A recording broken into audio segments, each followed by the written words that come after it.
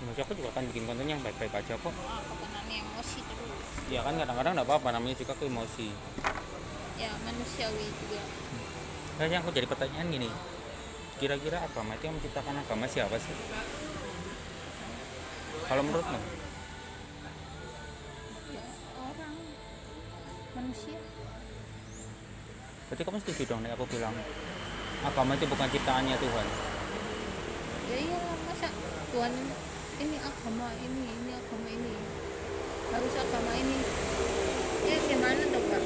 Ya orang-orangnya sendiri lah, manusianya sendiri tuh. Ya apa tulisan? Iya betul. Agama itu sama kayak filsafat, sama kayak filosofi, sama kayak apa ya?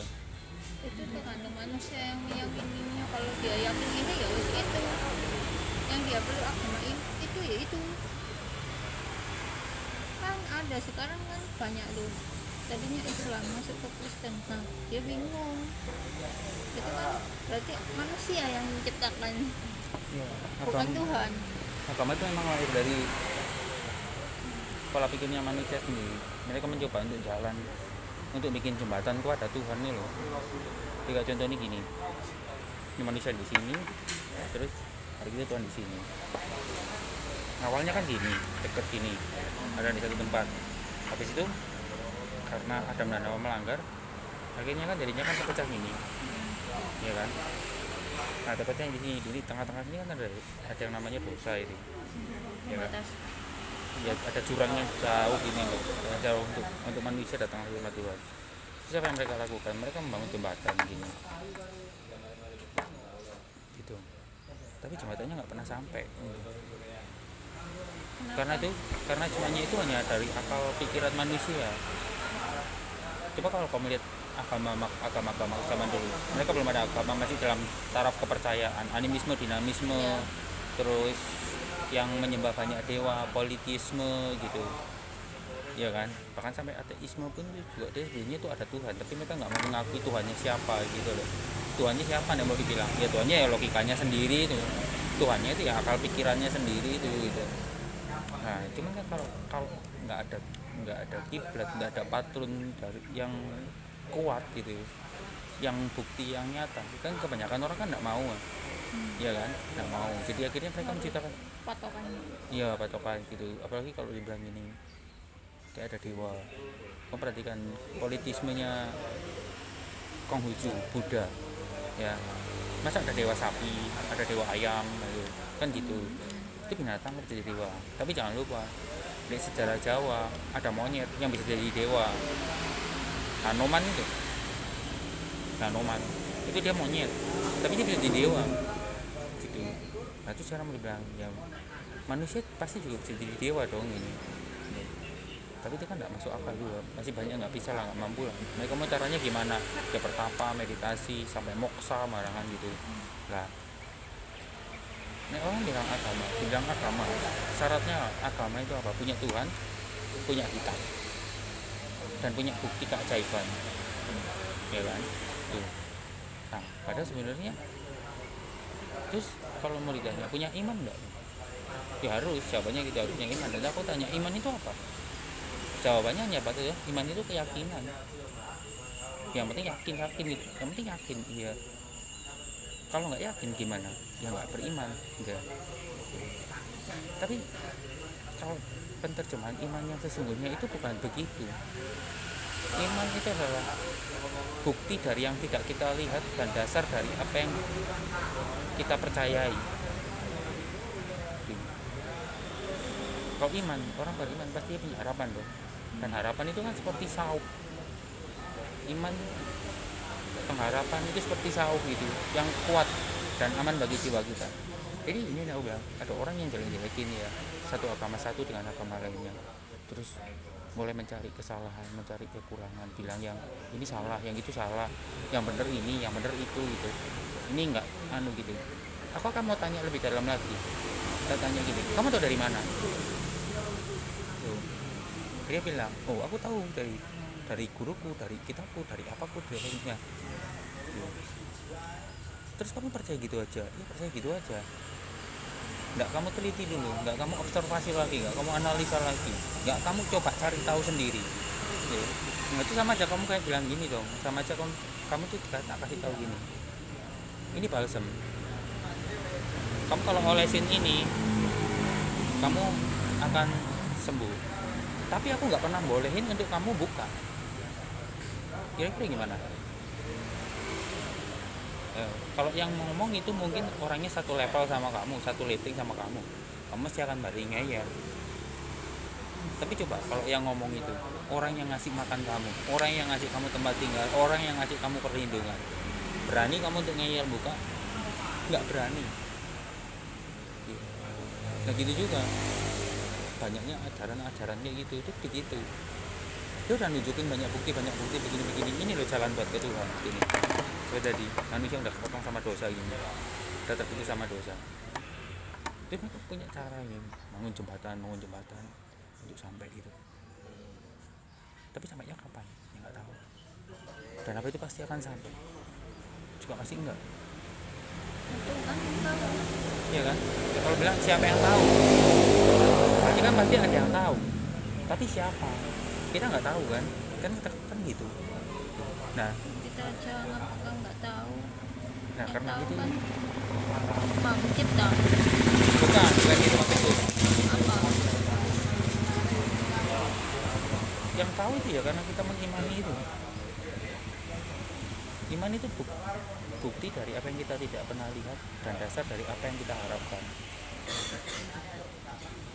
Bingung kan? Orang bilang ribet ya tentang hatimu, pengaplikasiannya gimana? Jangan tanya pengaplikasiannya.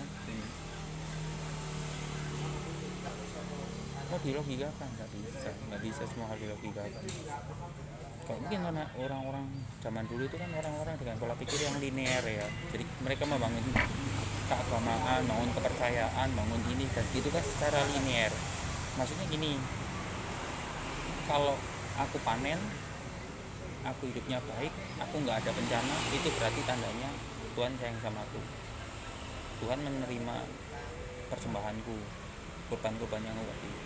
Tapi kalau kamu jahat, kamu dihukum, kamu sakit, kamu nggak dikasih rezeki, kamu nggak jadi kaya, kamu susah, kamu menderita, dan manusia akan mengusahakan untuk bagaimana supaya Tuhan memberkati lagi, supaya Tuhan melimpahkan lagi kebaikannya gitu. Dengan cara apa? Melakukan banyak pengorbanan. Itu kan satu pola pandang yang linear, sama aja halnya kayak gini. Kamu kalau sama bapakmu baik, nurut, kan dikasih dia. Tapi kalau kamu nakal, nggak dikasih, ya kan? Itu kan linear kan, satu arah gini. Kalau kita nggak, nah, sementara kalau andai kata yang dibilang begini, kamu jahat tapi kamu diberkati gimana? Gak masuk akal kan? Lucu. Kamu baik, kamu udah berdoa, kamu udah taat beribadah, tapi kamu harus sakit, dan sakitmu nggak sembuh sampai akhir hidupmu nggak sembuh namanya itu penyakit. Atau kamu kan mau bilang Tuhan itu jahat ya gitu, Tuhan itu nggak baik ya sama aku, Tuhan itu nggak adil ya sama aku ya, kenapa aku dikasih penderitaan ini, kenapa nggak orang yang jahat yang dia sembuh? Ini udah pola pikir perjanjian baru kalau aku bilang gitu. Kalau di perjanjian lama 1 tambah 1 2, tapi kalau di perjanjian baru 5 tambah 2 jumlahnya 12 keranjang, itu bisa ngasih makan 5.000 orang dan masih sisa 12 keranjang. Bayangin mau di pola pikir yang gimana tuh, matematika yang kayak apa? Gak masuk akal. Nah, kebanyakan orang itu nggak mengerti gitu. Apalagi kalau jadi korbannya motivator yang mereka itu bilang, kalau kamu bisa kenapa, kalau dia bisa kenapa kamu nggak bisa gitu, kalau dia bisa kaya kenapa kamu nggak bisa kaya, kita semua diciptakan untuk kaya, kita semua diciptakan untuk bahagia. Kalau yang sampai akhir hidupnya nggak jadi kaya, apa dia akan bilang Tuhan nggak adil, Tuhan adil begitu kenapa aku tidak? Jawaban simpelnya nih, aku jangan mencari tahu hal itu kedaulatannya Tuhan. Mau dia bikin kita seperti apa, mau kita diciptakan kayak apa, tujuannya juga bukan di sana kan. Misalkan nih, tujuannya kita ada di sini untuk apa sih? Apa untuk mencari kesalahan orang, atau untuk mencari pembenaran akan apapun itu, termasuk dengan apa yang kita lakukan dan kita yakini? Kan enggak. tujuan utamanya itu apa gitu. Untuk kembali menyenangkan penciptanya kan, untuk kembali menerima, untuk kembali menjadi seperti yang konsep awalnya manusia diciptakan gitu. Ya. Oke, aku punya pertanyaan lagi gini, kalau menurutmu kematian itu hal yang normal atau tidak? Kematian ya normal ya, semua makhluk hidup mati. Kalau aku tanya sama 100 orang ke pertanyaan yang kayak gini, jawabannya mereka gimana? Apa mereka akan tetap jawab ya mati itu normal gitu ya? Ada yang bilang enggak. Kalau yang bilang enggak, dia akan memberi alasan apa? Banyak nggak tahu aku. Nggak tahu. Berarti kamu juga sebetulnya menjawab bahwa mati itu tidak normal, tapi kamu nggak punya jawabannya, nggak punya alasannya. 1000 orang aku tanya, antara yang jawab normal dan yang tidak normal, akan banyak yang mana? Jawabnya normal. Normal, ya kan? Iya. Ya, sebenarnya dari zaman dulu sampai zaman sekarang, orang bisa menerima bahwa kematian itu hal yang normal kan? Sebetulnya kematian pun juga bukan hal yang normal. Bisa. Itu bukan hal yang itu hal yang tidak normal. Kenapa aku bilang hal yang tidak normal? Karena manusia pada awal diciptakan itu eternity. Mereka immortal, abadi. Kenapa akhirnya mereka harus mati? Kematian itu karena dosa udah masuk gitu. Manusia udah sepakat dengan yang namanya dosa. Jadi upah dosa adalah maut, kematian itu tadi. Nah, untuk pendeskripsian yang kayak gini aja belum tentu semua orang bisa terima. Ya enggak? Ya bukan terima yang ribet. Mereka lebih memilih hal-hal yang praktis-praktis aja gitu. Iya, Yang umumnya gitu. Jadi yang kata orang ke orang. nah, ya kan? Apalagi kalau udah turun menurun. Nah, coba sekarang pikirin lagi lebih jauh. Model penipuan dengan cara apa yang paling banyak bisa menyedot orang? Model penipuan seperti apa yang paling banyak akan menyedot banyak korban?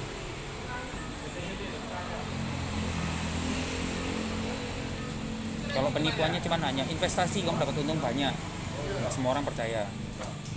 Penipuan model uang gaib, nggak semua orang percaya, ya kan? Model penipuan yang tujuannya nanti kamu akan jadi kaya, nggak semua orang percaya. Tapi kalau model penipuannya itu tentang surga, gimana? Dan itu udah turun menurun.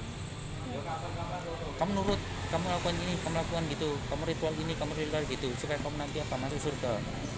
Nah, itu baru masuk surga. Supaya kamu hidup bahagia di dunia, supaya kamu diberkati, supaya kamu begini ya. Banyak. Contoh Kanjeng Dimas, model penipuan seperti apa dia? Ya kan? Nah, apa dia punya banyak masa? Enggak. Hanya sebagian aja. Apa dia sampai ke seluruh dunia? Enggak. Indonesia aja mungkin hanya 60 atau 50%-nya aja. Itu pun enggak sampai menurut aku, enggak sampai. Mungkin cuma 20% aja mungkin. Tuh. Tapi kalau penipuannya dengan level agama gimana? Hal yang diajarkan dengan hal yang baik. Dengan bukti-bukti yang otentik. Itu akan menyedot banyak massa, banyak manusia. Ya kan? Nah, ditambah lagi dengan trik dan intrik bukti, terus ditambah lagi dengan kesaksian dari banyak orang, itu akan lebih mudah percaya kan? Contoh, ingat gak kasus yang orang menggelapkan dana haji? Nah, coba berapa puluh miliar yang dia dapat dari itu penipuan. Tujuannya apa? Karena dia apa? Menggunakan penipuan model agama.